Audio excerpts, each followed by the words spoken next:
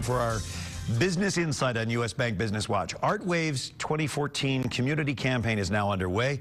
ArtsWave provides support for more than 100 arts organizations in Greater Cincinnati. It is the first and largest United Arts Fund in the country.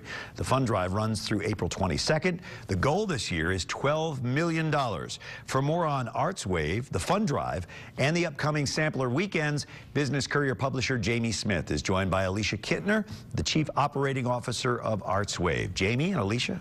Thanks, Paul. Alicia, thanks for being here today. My pleasure. As Paul just said, you guys are one of the largest arts organizations out there. You've traditionally had one of the most successful arts campaigns in the country.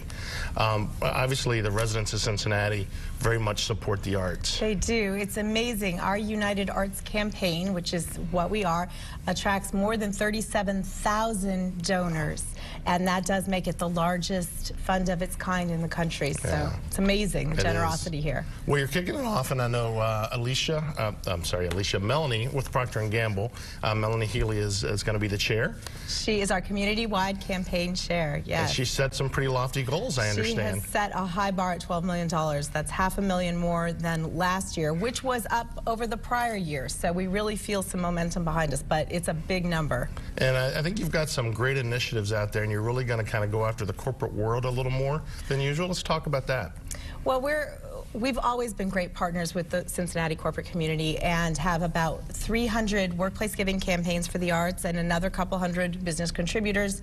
So we feel a great partnership there. We want to broaden how we engage employees in the workplace this year, and Melanie has actually challenged companies to step up and conduct choir competitions internally, which is something that P&G and Cincinnati Children's have both done for the arts, but we're going to have a community-wide Cincy Sings sing-off in April at the Aronoff.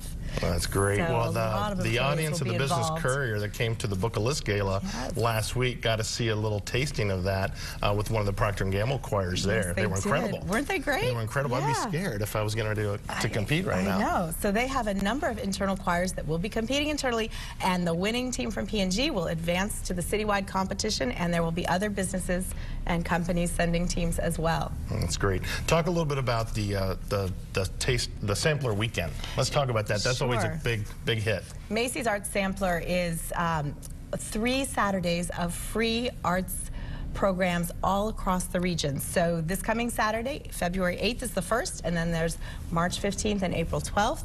We're having more than 140 different arts activities in 50 venues across the region. It's really a great way to introduce your family, your friends to the arts with a sampler of what's going on. That's great. Well, how can citizens get involved? How can we engage them a little more? Melanie has come up with another great idea, Toast to the Arts. For the first time, we're partnering with businesses and restaurants and bars and hotels across the region to feature red wine and a white wine at their menus, and $2 of each glass of these specially selected wines chosen by Cutting Edge Selections, a local distributor. $2 will come from each glass to the ArtsWave campaign. Oh, that's awesome. Sounds like a lot of fun. A lot of people as well. Good wine, good arts, you can't beat it. Well, there's some information on the screen now for viewers to see, but it's a great organization. We're so glad to be involved and run a campaign every year. And I look forward to a lot of the arts coming up this year. Fantastic. Thank you, Jamie. Thanks for being on the show today. My pleasure.